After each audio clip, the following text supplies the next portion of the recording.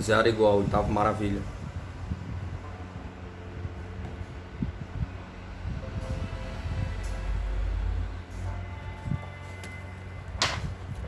Armin Bauer, turista alemão que percorreu quase todo o Brasil em 1967, publicou um interessante artigo na revista Die Zeit. Ao regressar à Alemanha, o artigo nos foi mostrado por um Patrício de Armin, funcionário da Telefunken de São Paulo, e que a pedido do autor traduziu o que o turista alemão deixou escrito na Alemanha. O Brasil é sem dúvida um mundo à parte. O turista alemão está habituado a gastar o seu dinheiro em safaris na África. Desloca-se para as praias ensolaradas da Espanha e da Itália, procura emoções novas nas regiões montanhosas dos Balcãs, ou se aventura mesmo ir conhecer os povos misteriosos da Malásia, do Oceano Índico. Mas estou convencido como um homem que já percorreu todos os países do mundo que não existe um continente nem um país onde o turista possa viver mais intensamente o seu período de férias do que neste imenso e gigantesco país dos trópicos, o Brasil. Infelizmente tão pouco conhecido por parte dos europeus. Do Brasil sabemos apenas que possui Pelé, que produz café e que é de uma vastidão imensa. Pouco sabemos sobre o seu povo maravilhoso, sobre as suas lindas mulheres, sobre as suas capacidades, sobre as suas cidades modernas, seus climas variados que dão à sua natureza fantástica todas as tonalidades dos países frios, temperados e tropicais. Descobri o Brasil por acaso, quando o velho amigo e colega de universidade, hoje residente em São Paulo, me formulou um convite para que visitasse o Brasil durante as minhas férias e fosse conhecer algo daquele mundo que Deus parecia ter feito com lápis de cor. E foi assim que resolvi tomar um avião da Lufthansa, para ir visitar meu companheiro de estudos e de aventuras, hoje alto funcionário da Volkswagen do Brasil. Não vou falar das emoções de uma viagem rotineira de avião, pois o fato já não constitui novidade nenhuma para quem, como eu, está habituado a esse tipo de viagens intercontinentais. Mas eu estaria escondendo algo se deixar aqui falar da minha admiração e de meu espanto ao chegar a São Paulo e encontrar ali uma das metrópoles mais fascinantes que até hoje visitei. Tudo em São Paulo é grande, tão grande que esta cidade será objeto de um artigo especial que pretendo publicar proximamente. Hoje quero ater-me a outro assunto que, dadas as circunstâncias dos fatos para mim presenciados, impressionaram profundamente o meu ser. Quero referir neste artigo com mais delongas a visita que fiz a uma das cidades do estado de Minas Gerais que figuram nos guias turísticos do Brasil com o nome de Congonhas. Congonhas é uma cidade pequena com feições antigas e históricas, e por isso mesmo os brasileiros fazem dela uma espécie de relicário, porque não tendo, como nós, cidades seculares, por ser uma nação relativamente jovem, cultua suas cidades mais antigas com o mesmo carinho e o mesmo amor com que nós, alemães, veneramos Trier, Aquisgrana, Weimar e outras. Nada mais justo, cada povo tem o seu patrimônio histórico próprio, com as suas características inalienáveis. Pois bem, Congonhas configura entre as cidades históricas do estado de Minas Gerais. Lá chegando por volta do meio-dia, fui servido com tutu mineiro, um prato típico daquela região e que consiste de feijão, farinha, torresmo, couve e outros condimentos. Devo dizer que a comida agradou muito ao meu paladar. Após o almoço, procurei visitar os pontos mais pitorescos da cidade, bem como as obras de arte que, segundo o guia turístico, constituem uma riqueza muito grande. Minha tarefa foi um tanto dificultada pela barreira da língua, pois ninguém compreendia o alemão e mesmo o inglês de nada me servia, uma vez que os pequenos guias que acompanham os turistas nada entendem de inglês. Para sorte minha, encontrei um senhor que estava falando alemão com a sua filha. Aproximei-me do mesmo e soube então de ser descendente de alemães, residente no sul do país. Declarava que ali viera em busca de saúde, uma vez que os médicos o haviam designado por estar sofrendo de leucemia. A estranha história daquele homem despertou a minha curiosidade. Por que teria vindo ele a Congonhas para curar-se de leucemia? Perguntava. Não deveria ele procurar os grandes especialistas dos grandes centros? Perguntava. O que existia naquela cidadezinha antiga, além das suas maravilhosas obras de arte, além da fama de grande produtora de ouro, que era em eras remotas, além das suas imensas jazidas de minério de ferro? Perguntava. Solicitei então ao meu novo amigo que me explicasse por que viera a Congonhas à procura da cura de sua leucemia. Disse-me então: o senhor é alemão? Perguntou. Respondeu: sim. Perguntou-me a seguir: nunca ouviu falar de um tal Zé Arigó, homem que faz curas inacreditáveis aqui em Congonhas? Perguntou. Retruquei que jamais ouvira falar neste homem. Explicou-me então com todos os pormenores tudo o que sabia sobre esse estranho personagem, sobre as suas curas, sua fama e sobre o movimento de pessoas que vêm de todas as regiões do Brasil e mesmo dos países vizinhos para receber às mãos deste homem uma receita que possa curá-lo de suas enfermidades. Mostrou-me então uma grande multidão de gente perambulando pela rua e que eu achara que eram turistas. Disse-me que todas as pessoas ali estavam esperando pela hora de serem atendidas pelo tal Zé Arigó. Como não podia deixar de acontecer, interessei-me também em conhecer este homem. Disseram-me que após as 4 horas da tarde eu teria a oportunidade de vê-lo e de conversar com ele. Diante disso, resolvi protelar a minha viagem de regresso e esperei pela hora em que todos estariam no seu consultório. Aproveitei ainda o tempo em que me restava para visitar os recantos mais pitorescos de Congonhas e fazer algumas fotografias dos maravilhosos profetas que se alinham no lado da igreja do Bom Jesus. São estátuas esculpidas em pedra sabão, muito abundante naquela região, e que figuram os profetas do Velho Testamento. A obra é de um famoso escultor brasileiro, Aleijadinho, e é uma das coisas mais lindas e perfeitas que jamais me foi dado admirar em matéria de arte. A igreja, com seu velho estilo barroco, me fez lembrar muito as nossas igrejas do sul da Baviera e os velhos templos da Áustria, onde a riqueza de cores, de contraste e de movimentos dão vida às pinturas e aos quadros do artista. As maravilhas da igreja de Bom Jesus de Congonhas são dignas de serem vistas e visitadas por todo turista interessado em conhecer o passado do Brasil e a mentalidade de seu povo nos séculos que foram produzidas. Enquanto o meu relógio ainda não me deixava algum tempo antes das 4 horas da tarde, aproveitei a ocasião para filmar as gigantescas serras que circundam a cidade de Congonhas e que são um dos maiores mananciais de minério de ferro do mundo. Dizem que ali pode ser feita explorações durante o período de 500 anos. A região lembra muito uma determinada mina de minério de ferro por mim visitada na Austrália, mas dizem que o minério de Congonhas é mais rico do que o australiano. Soube ainda que os alemães também estão explorando minério nesta região. Aliás, eu quis visitar a localidade chamada Belo Vale, onde eu poderia tomar algumas informações valiosas com engenheiros alemães sobre o roteiro turístico a seguir. Mas o tempo urgia e eu tinha a minha agenda totalmente tomada. Mas voltaremos novamente ao nosso assunto anterior. Meu relógio marcava finalmente 4 horas da tarde. O meu amigo do Paraná convidava-me agora a entrar no consultório do Sr. Arigó. Era uma casa de aspecto soturno e velho, e nela estava escrito: Centro Espírita Bom Jesus Nazareno. Confesso que tive uma ligeira decepção. Seria mais um farsante dos muitos que já conheceram na vida? Perguntava. Centro Espírita? Perguntava. Que negócio seria aquele? Perguntava. Mantive-me firme e silencioso ao lado do meu acompanhante. Muita gente estava assentada em bancos toscos e velhos, e todos estavam num respeitoso silêncio. Apesar da janela entreaberta, pude divisar uma longa fila de carros estacionados na rua, em frente ao consultório. E o que chamou minha atenção foram as chapas de 2 deles, nas quais se lia o nome da cidade de Montevidéu e de Mar del Plata, esta última cidade argentina. Aos poucos a sala foi se enchendo de gente, o calor era muito tenso, e o que muito chamava minha atenção era ver a grande promiscuidade de classes sociais que ali se reuniam.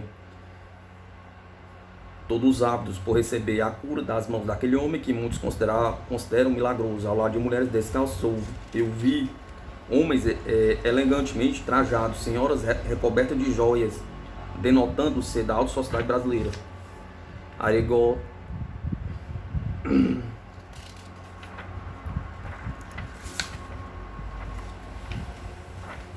uma a uma, fazendo compreensíveis aquelas letras legíveis para qualquer mortal.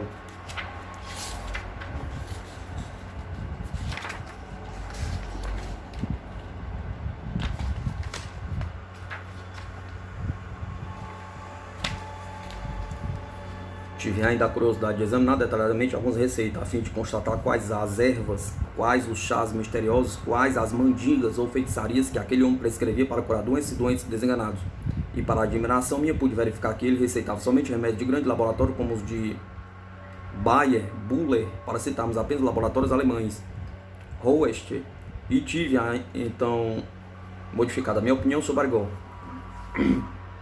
A longa fila continuava a andar. Ele atendia em média uma pessoa por minuto. Geralmente as pessoas nem falavam sobre os seus males. Ele parecia ver através do corpo do seu cliente. Foi, por exemplo, o caso de um senhor que estava na fila e quando chegou à mesa de Arigó, ouviu da parte deste essas palavras: o senhor está com úlcera crônica há mais de 7 anos. Se não deixar o fumo, o álcool e evitar os excessos da comida, não ficará curado.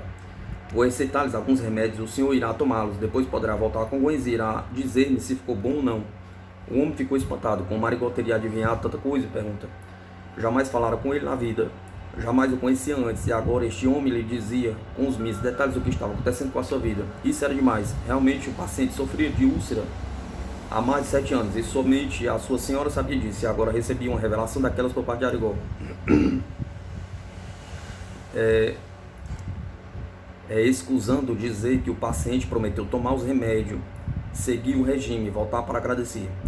A paciente seguinte na fila era uma jovem senhora formada em filosofia. Há anos sofria de uma sinusite alérgica e nenhum médico conseguira curá-la.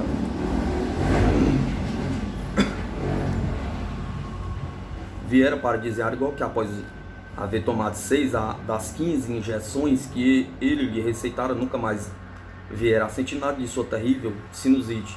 É sem dúvida motivo de admiração ver como este homem iletrado, com conhecimentos apenas rudimentares, receita remédios complexos, alguns de lançamentos recentíssimos, ainda nem conhecidos no mercado. Impressiona ainda que venha a escrever corretamente o nome complicado de certas drogas cuja raiz grega oferece as maiores dificuldades para ser corretamente escrita, principalmente por parte de quem jamais ouviu falar na língua grega. À medida que a longa fila se movimentava, crescia o meu espanto diante da surpresa que me estavam reservadas. Isso aconteceu principalmente quando, em dado momento, o senhor Arigó se ergueu na cadeira na qual estava assentado e encaminhou ao centro da sala. Chamou para junto de si um senhor de idade que havia se queixado de estar sofrendo muito da vista. Arigó, para espanto meu, apanhou um punhal cortante afiado, um tanto enferrujado, e mostrou-nos aos presentes. Entregou-o ao meu intérprete do Paraná para que este o examinasse e constatasse que de fato se tratava de um punhal ou de uma faca pontiaguda. Recebendo a confirmação por parte do meu intérprete, mostrou a faca mais uma vez aos presentes e falou algumas coisas que eu não compreendi, nem meu intérprete teve tempo de traduzir. A seguir mandou que o velho senhor, o que sofria das vistas, se recostasse à parede e deixasse cair os braços. O paciente obedeceu e ficou postado junto à parede. Arigó tomou então a faca enegrecida e, sem desinfetá-la, introduziu-a mesmo dentro da vista do paciente. Tirou-lhe o globo ocular e passou a raspá-lo, tirando de cima do mesmo uma membrana embranquecida, tenue e transparente, a qual mostrou aos presentes. Um frêmito de espanto e de horror perpassou o vasto salão, vendo-se gente desmaiar diante daquela cena nunca antes vista.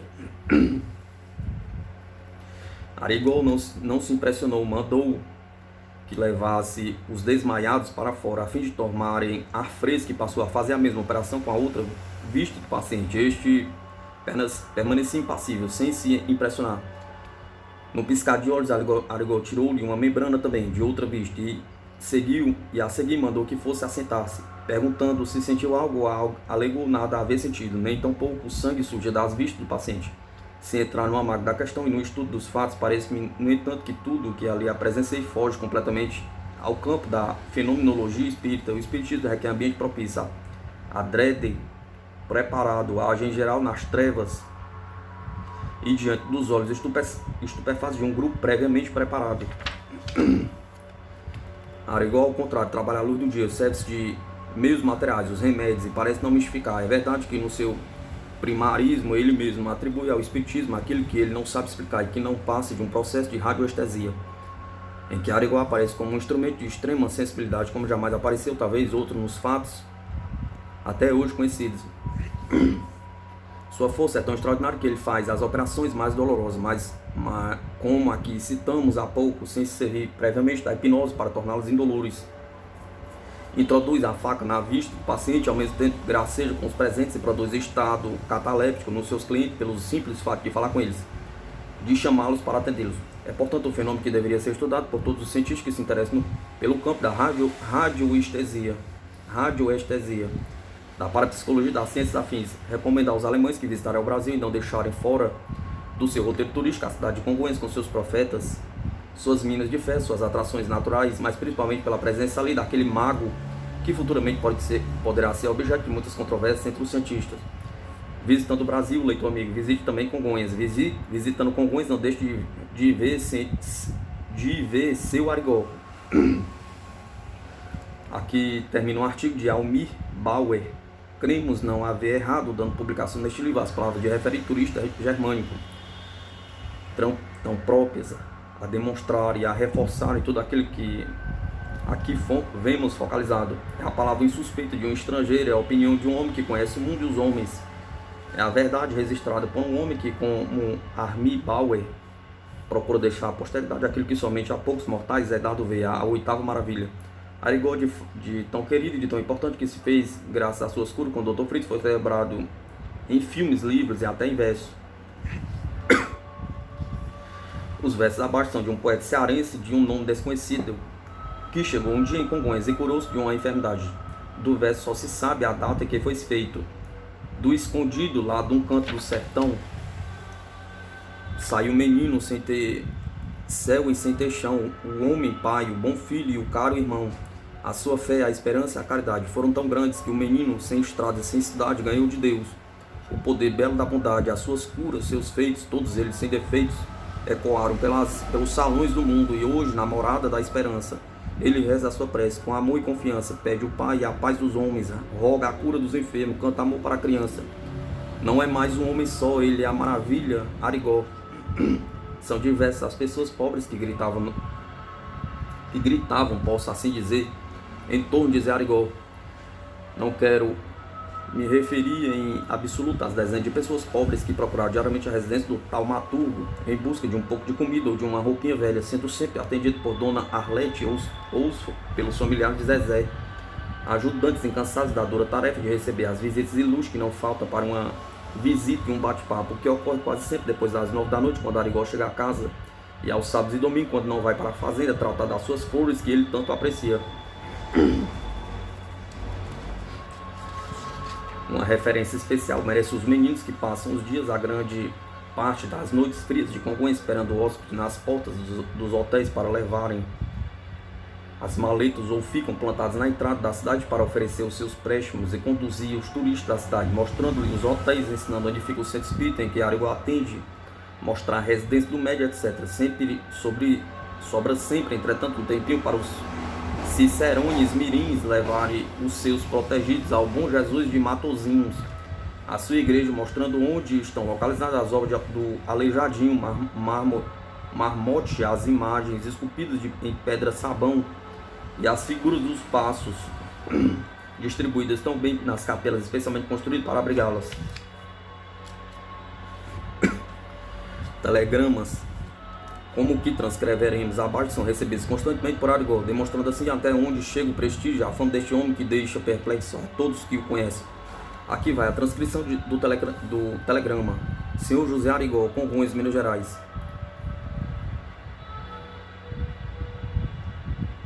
R$135,80 de Praça Chiquio, Guanabara. Aproveitando o feriado, fim do mês, adido naval, consultar Dr. Fritz Stop. Muito agradeceria por possibilidade de marcar hora, consulta, dia 31 de outubro, Stop. Cordiais saudações, Múrtua, cônsul-geral do Peru no Rio de Janeiro.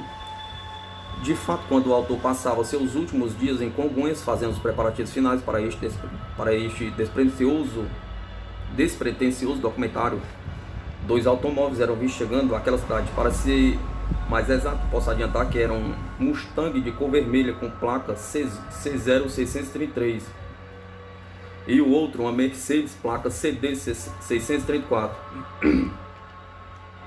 Da embaixada, o corpo diplomático do Peru, relâmpagos cortavam os céus naquele escurecer do dia 30 de outubro de 1968. E eu, da posse do telegrama, ouvindo o linguajar dos peruanos, pensava em meu íntimo: realmente Jesus deu a cada um dom. A Arigó, em nome do Dr. Fritz, deu o dom da cura, e a mim, graças a Deus, deu a força de ter coragem de mostrar ao mundo algumas das maravilhas postas na terra. Congonhas, o magistral Aleijadinho, representado pelas suas esculturas, e Arigó, a oitava maravilha do mundo. O Dr. Adolf Fritz.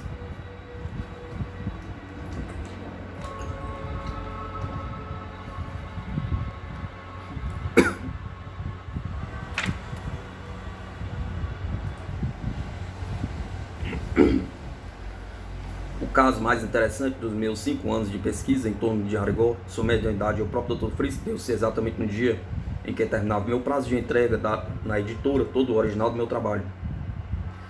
Foi exatamente no dia 7 de novembro e eram quase 7 horas da noite. À minha frente havia apenas uma pessoa e atrás de mim 6. Eu cumprimentei-as e perguntei se ele, Dr. Fritz, me poderia fornecer os últimos detalhes a respeito ou se isso ficaria para outro dia, já que seu dia de trabalho havia sido enormemente cansativo. Por que não dizer exaustivo? Cerca de 700 pessoas foram atendidas naquele dia, porém sua fisionomia mantinha serena e calma, pulando os R's e procurando as palavras em português, muitas vezes me perguntando como era. Falou: o que você quer saber, meu filho? Eu era filho de um camponês alemão, nasci em Munique, mas aos 4 anos saí do meu país para a Polônia. O motivo foi uma asma que meu pai tinha e os médicos aconselharam-me a mudar de clima. Fui crescendo e, além de lutar com muita dificuldade para estudar, tive que trabalhar para ajudar meu pai, que anos mais tarde, logo depois de minha mãe, desencarnou. Para que você tenha uma ideia de minha luta, enquanto eu juntava ração, feno e alfafa, jamais deixava de levar comigo os meus livros, os quais versavam sempre sobre medicina. Faltava um mês para eu me formar, quando dentro de um hospital, chegando um general com a sua filhinha nos braços, dizendo que precisava de um médico para operá-la, senão ela desencarnaria. O certo é que o sono me forçou a cochilar um pouco, e mais tarde fui despertado por uns gemidos. Quando corri para a menina, ela estava desencarnada. Envidei todos os esforços para salvá-la, mas nada consegui. O general, pai da criança, achou que eu era o culpado e mandou prender-me. Açoitando-me e ainda torturaram-me. Da prisão consegui fugir para a Estônia, onde vivia de 1914 até 1918, quando desencarnei. Antes de desencarnar, recebendo o chamado do Pai, Jesus, prometi a mim mesmo que assim que pudesse voltaria à Terra para curar sempre que pudesse, e aqui estou. Congonhas.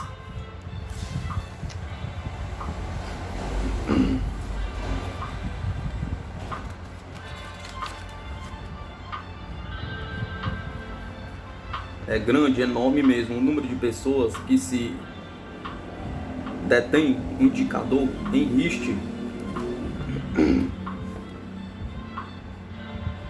perscrutando um mapa do Brasil, investigando lugares famosos onde feitos relevantes aconteceram, de onde surgiram figuras prominentes e que hoje são admiradas no resto do mundo por gregos e troianos.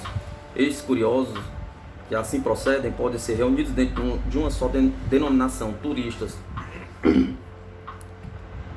O hinterland mineiro, pelas suas riquezas de arte em todos os campos, pelas condições de hospedagem e deslocamento, é frequentemente visto com bons olhos por um sem número de visitantes ávidos por novos conhecimentos, desejosos de tornar realidade velhos sonhos.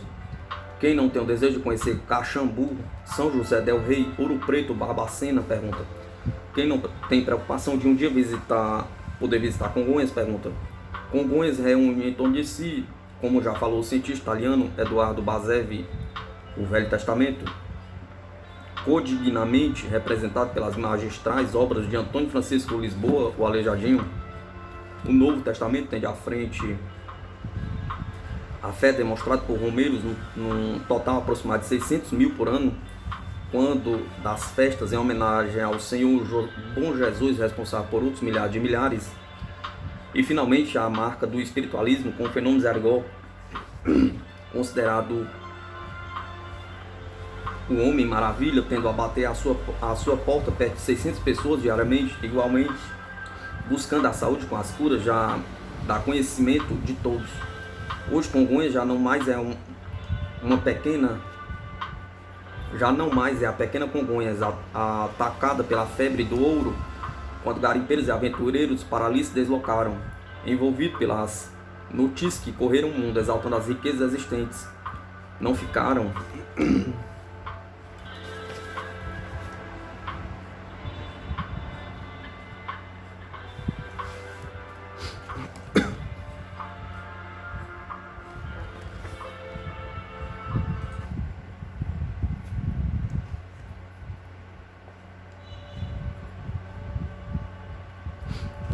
só aí as explorações de ouro, estenderam-se por sítios e paragens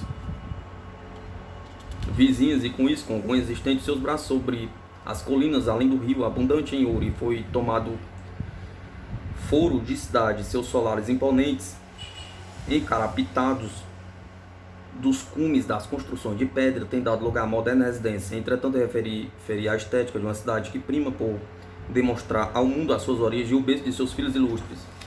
Foi exatamente em 1749, há quase 200 anos, em Congonhas, que Congonhas teve sua capela elevada à paróquia, sob a invocação de Nossa Senhora da Conceição. Daí surgiu para a realidade o milagre conseguido por Feliciano Mendes, com a consequente ereção do conhecidíssimo santuário. Mais corpo ganhou a localidade. Suas pernas engrossaram e seus seios ganharam beleza protuberante. Mais gente entrava para a comunidade. Outros aventureiros e homens de garimpo abriram-se sobre a sombra de sua árvore.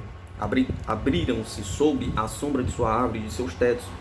Finalmente, o descréscimo do ouro dava lugar à exploração dos recursos naturais, o minério de ferro. Em 1812, apontava para os céus como prenúncio de progresso as construções do primeiro centro siderúrgico do Brasil, a usina patriótica.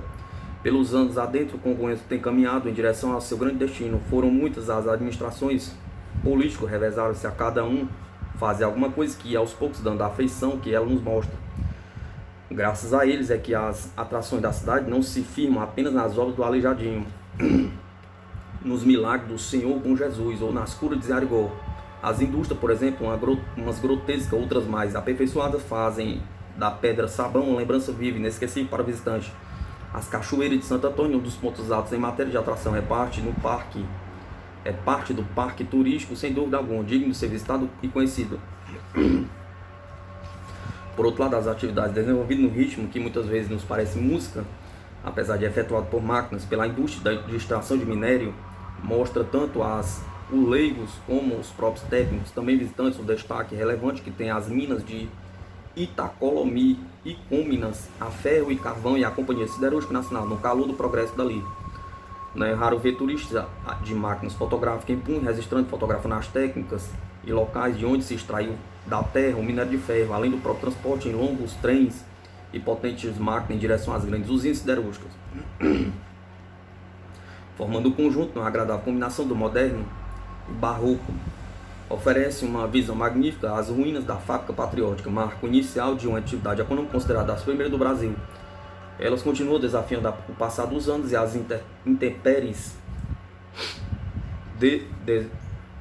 além de se constituírem num símbolo para muitos, representando destarte o valor humano e a força de vontade de uma gente que no passado forjou o futuro de Congonhas, da região circunvizinha.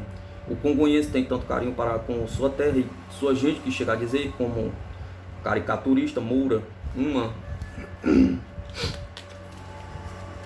uma frase típica: ninguém é profeta em sua terra, a não ser em Congonhas. Fica a 2 km da rodovia Rio-Belo Horizonte, uma zona conhecida como Zona Verde. É ali que se aspira a instalar o centro do turismo congonhense. José Teodoro da Cunha, um engenheiro prefeito da cidade, tem lutado por ajuda para conseguir a implantação do Parque do Turismo, colocando numa região de vegetação fechada, onde há abundante número de cachoeiras e onde as quedas d'água caem e surgem sempre inesperadamente. Hotéis, playgrounds, além do transporte tipo charrete, estão nos projetos da municipalidade. Assim pensam e projetam os homens responsáveis pelo futuro de uma das mais importantes cidades turísticas de Minas. Obras do Aleijadinho. Muito embora muitas pessoas procurem Congonhas com o fim de pedir milagre, ou com o Senhor Bom Jesus de Matozinhos, ou com o Zé Arigó, jamais passaram despercebidas os profetas do Aleijadinho. Na realidade, uma obra-prima de arte barroca, no adro com que seus muros guardam os 12 profetas harmoniosamente distribuídos. A tal combinação de detalhes que formam na nossa mente e diante de nós os olhos em conjunto maravilhoso.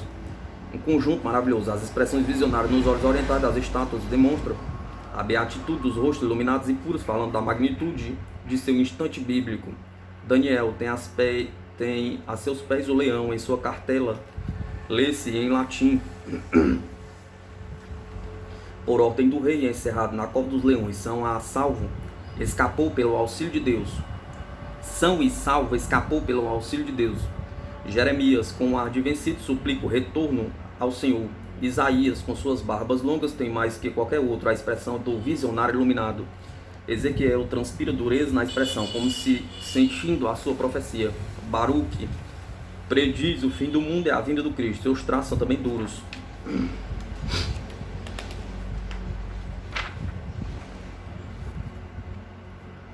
Por outro lado, Naum anuncia transfiguração, a queda de Nínive, enquanto Oséias retrata tudo em matéria de resignação.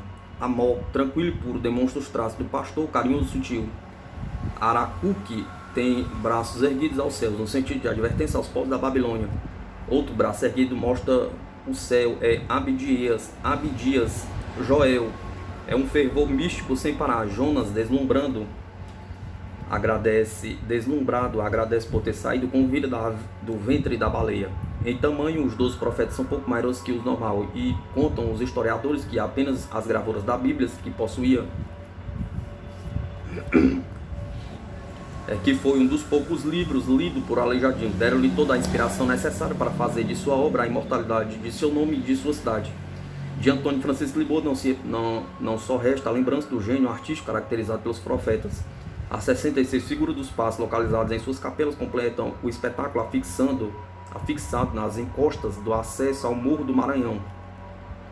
O detalhe mais interessante das 6 capelas é a figura que mais atenção nos chama, é a de Judas, talhado numa perfeição impressionante, com um saco de 30 moedas numa das mãos. Jesus, na mesma capela, anuncia aos 12 apóstolos que vai ser traído por um deles. A última das 6 capelas, pregada no sope do Morro do Maranhão, guarda o passo da crucificação, onde é destacada a movimentação dos carrascos.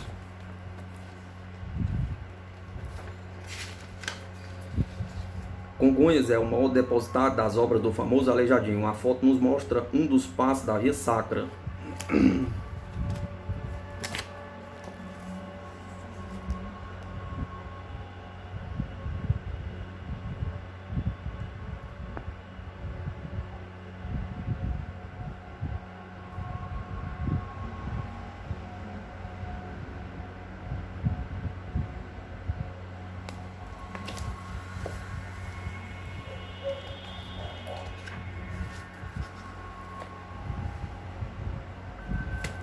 A pousada dos profetas.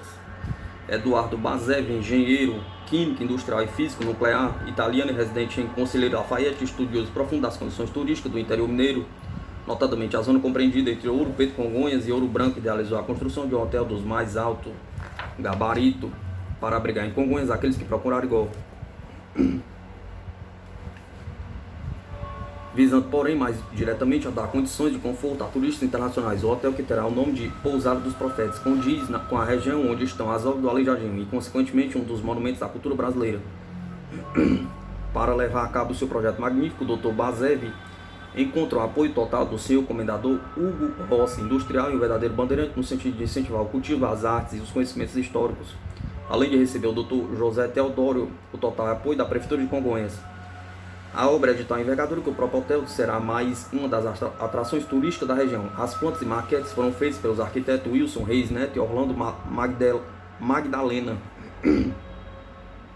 O primeiro dispensa comentários, o último é o chefe do setor de planejamento da cidade universitária do Rio de Janeiro. A decoração será toda em estilo colonial, devendo o hotel contar com 56 apartamentos. 12 meses é o prazo previsto para a construção e acabamento do conjunto arquitetônico. Os banheiros terão suas paredes em tijolos feitos especialmente para esta obra. As cozinhas são verdadeiras indústrias. Aliás, pelas instalações culinárias é possível prever que, se 1000 pessoas chegarem de surpresa ao hotel, terão condições de fazer a refeição num tempo de aproximadamente 30 minutos. A piscina provavelmente será térmica, construída em forma oval, e será a outra parte interessante da pousada.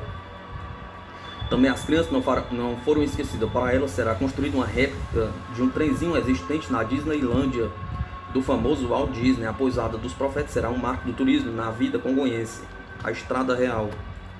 Um dos objetivos mais almejados hoje em dia entre os povos dos mais longínquos rincões é, sem sombra de dúvida, o intercâmbio de conhecimentos, a permuta de experiência e o entrelaçamento dentro do setor do turismo. O intercâmbio e as possibilidades mais fáceis de uma reciprocidade de visitas. Congonhas dista de Belo Horizonte, a bela capital mineira, cerca de 75 km, cujo percurso pode ser coberto facilmente em cerca de 60 e 70 minutos.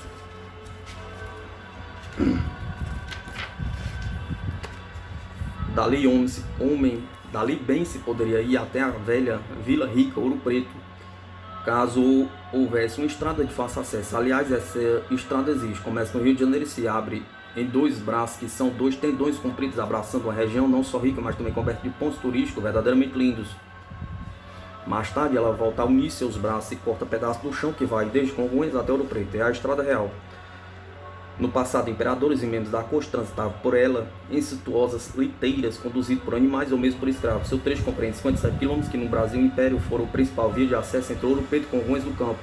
Hoje praticamente alijado e completamente relegado ao esquecimento, são muitos os apelos das autoridades municipais no sentido de que o Estado procure a melhorar a solução para dar continuidade ao trabalho de recuperação da mesma. Para dar continuidade, uma vez que no passado já houve tentativa de reabrir lá o trânsito, além de diminuir cerca de 68 km o caminho de Congonhas até Ouro Preto. Viria completar o fechamento ao chamado circuito histórico, conjunto de trechos de asfalto, ligando as históricas cidades da velha Minas entre si. Quem não conhece essa estrada não faz ideia de sua beleza. Pontos em estilo romano construídos de pedras sobrepostas, marcos, indicando data de fatos que tiveram lugar ali, são algumas das muitas atrações. Esta estrada foi pavimentada com a melhor técnica da época. Enormes pedras documentam o feito. Outras pedras formam lindas variadas combinações, dão ao visitante a oportunidade de dar asas à imaginação, propiciando-lhe as mais fantásticas visões do que podem conceber. De quando em vez divisamos uma ponte construída no velho estilo da época. Mais adiante veremos correr celere entre pedregulhos um límpido e cristalino riachinho. Na certa, antigamente, ponto de parada para um rápido descanso. O piar de um pássaro naquela solidão causa-nos a agradável sensação de estarmos ouvindo um clássico e o poeta alado, transportando-nos carinhosamente a eras passadas, fazendo com que vivemos momentos repletos de prazer e recordações. Ouro Branco é a cidade perdida entre as folhagens verdes e a distância do tempo. É a ela a cidade que possui as igrejas mais antigas de Minas. Tanto quanto a cidade e seus habitantes encontram-se quase que à margem da vida. Pode-se afirmar que ela e eles pararam no tempo. O pedido dos governos de interligar Congonhas a Ouro Preto, pavimentando e reconstruindo a Estrada Real, é uma das mais antigas reivindicações para integração das cidades históricas de Minas. Um historiador inglês que há tempos passados discorreu sobre suas andanças pelo Interlândia brasileiro, é quem diz num dos seus escritos acerca da Estrada Real. Entre as rochas e estrada estavam obstruídas uma verdadeira montanha de minério de ferro. Toneladas e mais toneladas estavam empilhadas margeando a estrada, e deve-se notar que se trata de minério da mais alta qualidade. Assim mesmo, o precioso minério não causa cobiça a ninguém, pois a fome do ouro faz com que não se dê atenção, e esta fantástica riqueza que se espalha pelas terras em jazidas formidáveis do alto da serra divisa-se um panorama deslumbrante. Do outro lado fica situado o Capão do Lana, que é uma bodega e um lugar de descanso para aqueles que fazem a travessia. Hoje, como ontem, a empulheta do tempo não para e o homem prossegue no ritmo acelerado de sua vida, de seu amor e de seu sofrimento. O comércio, a ciência, a indústria prosseguem indefinidamente na roda das horas, e quando tudo isso acontece, muitos olhos se privam de contemplar mais belezas, muitos lábios deixam de balbuciar palavras maravilhosas, muitas criaturas que desejariam voltar ao passado nas asas diáfanas da fantasia, ao pisar em solos transitados pelas famílias reais, não têm estas possibilidades, dado o desprezo que está relegado à Estrada Real, o real sonho de uma gente de uma região que pacientemente aguarda o seu novo desbravamento pelos bandeirantes do século XX, desejosos de mostrar além das fronteiras as riquezas e belezas naturais do nosso Brasil. Zé Arigó, Oitavo Maravilha.